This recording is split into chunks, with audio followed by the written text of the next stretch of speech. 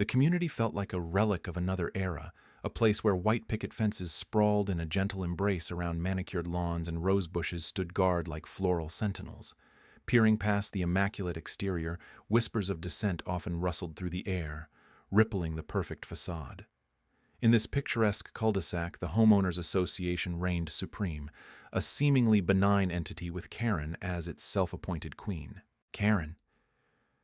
Her name alone could summon mild dread in the hearts of the neighborhood.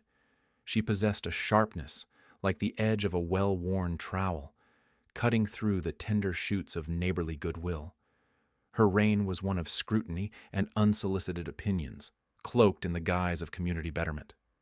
Her eyes seemed to scan the horizon, ever vigilant for any deviation from the HOA's sacred covenants. The first petty act came as a letter, slipped through my mail slot, its neat cursive suggesting civility while the contents promised oversight.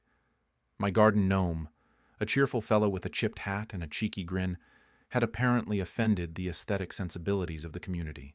A violation, she called it.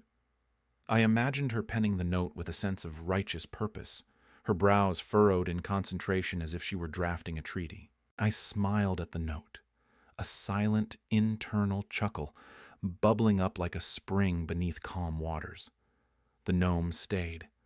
I preferred diplomacy over confrontation, choosing to let time and patience wear down the rough edges of Karen's decrees. But time, it seemed, was not on my side. A week later, the HOA meeting unfolded under the fluorescent lights of the community hall, illuminating both the weary faces and the polished veneer of resolution. Karen stood at the helm, a maestro orchestrating a symphony of compliance. Her latest edict, a uniform color scheme for all mailboxes, was met with nods of agreement, like puppets responding to unseen strings. I watched the proceedings with a detached curiosity, an observer in my own realm. The vote loomed, her eyes scanning for any sign of rebellion. I raised my hand, the lone dissenting voice in a sea of placid agreement, a single wave against a monolithic tide. The motion passed. Of course, my solitary opposition little more than a whisper in a roaring wind. Yet, as Karen declared the meeting adjourned, I felt the shift within me, a gentle adjustment like the earth settling after a deep breath. A resolve crystallized, clear and sharp. There was power in numbers, I realized, a notion as old as democracy itself. The path ahead was set, a quiet plan unfurling like a well-kept secret. I would honor the system she held dear, using its own rules to cast my net wide. There was a certain irony in using the HOA's bylaws as a blade to prune the very authority that wielded them. The proxies would be my allies, each signature a vote, each vote a whisper of change until the chorus could no longer be ignored. In the calm of that evening, under a sky freckled with stars, I felt a shift in the air, a subtle promise of things to come. Karen had won a battle, but she had yet to witness the silent strength of the collective. The coming meeting would reveal the true power of community. A reminder that even the smallest voice, given enough allies, could rise into a mighty crescendo. From the moment the last meeting adjourned, the air seemed to thicken with Karen's renewed zeal. Her eyes, normally dull as tarnished dimes, now sparkled with a malignant energy, as if she'd found a new purpose in making life a bit more difficult for us all. She wielded the HOA rule book like a sacred text, thumping it down with purpose, each page a potential weapon in her escalating campaign. The first salvo came in the form of a memo, tucked into mailboxes under the cover of early morning like a rogue flyer. New regulations, it proclaimed, in bold letters that seemed to scream across the page. Absurdity dripped from each line. Lawn gnomes banished, garden hoses left uncoiled, a one-way ticket to citation, parking a vehicle within 3 feet of the curb, a scandal worthy of public shaming. I read it with a kind of bemused detachment. A spectator to Karen's theater of petty tyranny, there was something almost comical in her dedication to minutiae, as if she imagined herself a grand puppet master, each thread a taut line in her personal vendetta. But the real theater unfolded in hushed tones, whispers weaving through our neighborhood with the stealth of a shadow at dusk. Karen was a master of the art of gossip, her words serpentine, winding their way into the ears of those who would listen, and there were many. Stories of my supposed insubordination, my blatant disregard for community harmony. The narrative she spun was one where I was the villain, a threat to the sanctity of our suburban idyll. Yet, there was a grim humor in it all. Karen, in her pursuit of control, seemed almost blissfully unaware of her own unraveling. Her efforts, rather than unifying, were sowing seeds of discontent. The community was waking up, murmurs of dissent growing in the spaces between her proclamations. I watched from the sidelines, a quiet observer to her frantic machinations. There was a kind of power in patience, in letting the wheels turn, knowing that the momentum she'd created could just as easily roll back on her. I maintained a steady composure, a calm buoy in her stormy sea of rules and regulations. The next meeting loomed like a gathering storm cloud, charged with an energy that crackled in the air.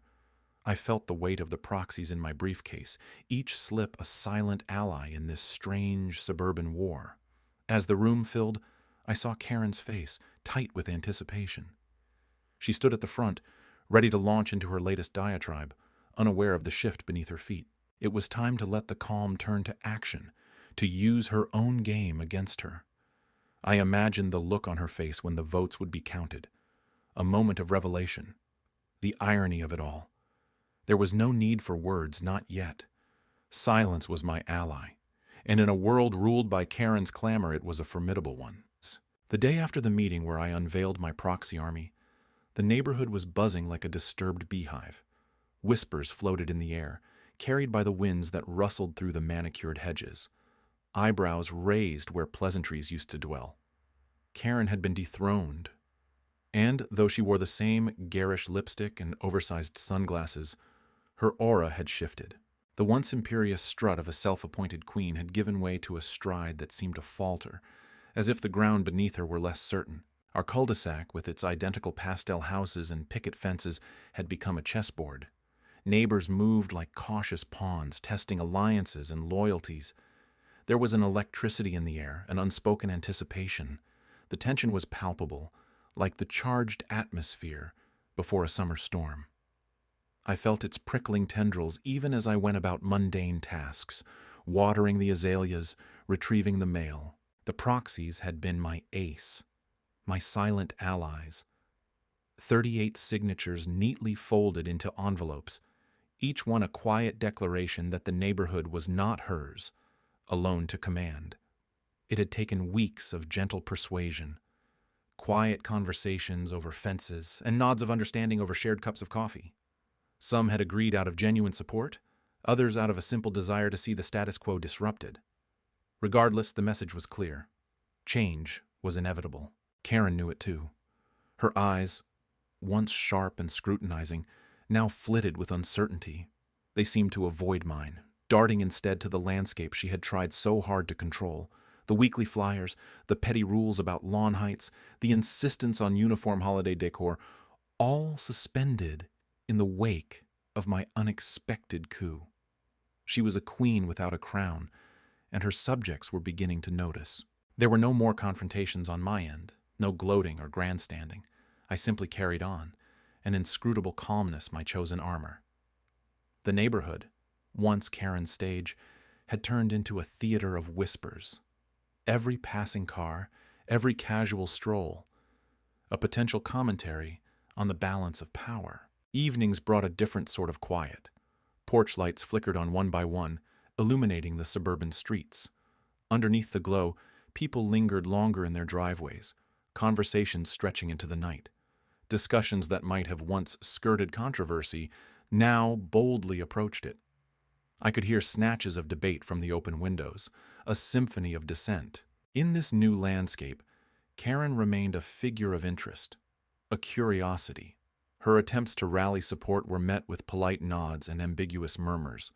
The fabric of the community had been woven anew, each thread a testament to the collective power of quiet, resolute action. Her attempts were futile. The proxies had spoken. As for me, I took to long walks in the evenings, allowing the cool air to wash over me. I savored the irony, the subtle shift in dynamics. It wasn't just about defeating Karen. It was about reclaiming something that had been lost, a sense of autonomy, of shared ownership. The neighborhood belonged to everyone now. The power of many had undone the tyranny of one. And so, the days went on, each one a reminder that even in the most mundane settings, revolution could be as simple as 38 folded pieces of paper. Change had come, quietly but irrevocably. It lingered in the spaces between us, as real as the shadows cast by the glowing street lamps. A testament to the quiet power of a single resolute stand. As I stepped into the community hall, a quiet confidence wrapped around me like armor. The room buzzed with anticipation, a hive of whispered conspiracies and thinly veiled disdain. Karen stood near the front, her expression a mask crafted from equal parts smugness and desperation. She was a queen without a crown, clutching the remnants of her crumbling kingdom.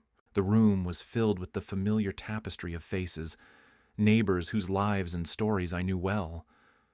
Among them now stood unfamiliar faces, my proxy voters, each one a silent testament to the quiet rebellion that had been swelling, unseen, yet inevitable. They were here, not as pawns in a game, but as willing participants in the reweaving of our community's fabric. The meeting commenced like clockwork. Routine business passed by like scenery through a train window. Karen's voice was a sharpness in the air, attempting to commandeer the narrative, to steer it back into her well-trodden paths of control and dominance. Her words were sharp-edged, slicing through the agenda with surgical precision. But today her blade was dull, her authority questioned, her reign teetering on a precipice. My heart beat a steady rhythm, a drummer calling forth the courage of conviction. When the time came to address the floor, I stood, my movement a ripple through still water, drawing every eye. The moment stretched, became elastic, thick with the weight of potential change. Each face turned toward me was a canvas painted with expectation and hope. I spoke with the calm authority of a lighthouse in a storm, guiding the conversation to the rocky shores of reality. I brought forth the proxies, each one a beacon of collective will. 38 silent votes, a declaration of unity, a loud chorus in the quiet symphony of defiance. Karen's expression faltered for a split second, a crack in her porcelain facade. As the votes were counted, the room hushed, the air pregnant with anticipation. Karen's mask slipped further, revealing the barest trace of panic, a flicker of vulnerability she had worked so hard to hide. The numbers spoke louder than any voice. They were undeniable, a testament to the power of community, of people banding together with quiet strength to reclaim what was theirs. In that moment, the community was restored. The pendulum swung back towards balance, away from chaos, tethered by the collective will of the neighborhood. Karen stood sidelined, not defeated, but certainly diminished, her hold on the narrative slipping through her fingers like sand through an hourglass. The meeting concluded, not with fanfare, but with a collective exhale, a release of tension that had bound us for too long. As the room emptied, I lingered for a moment, savoring the quiet victory. Karen, too, lingered, her eyes meeting mine with a complex mix of emotions. Resentment, recognition, respect. An unspoken acknowledgement passed between us, a nod to the game we had played and the outcome we had reached. Outside, the sun dipped below the horizon, casting a golden glow over the neighborhood, a warm reminder of the dawn that always follows the darkest night. I walked homeward, the path familiar and welcoming. Behind me, the echoes of change whispered through the trees, a gentle reminder that sometimes the quietest voices speak the loudest.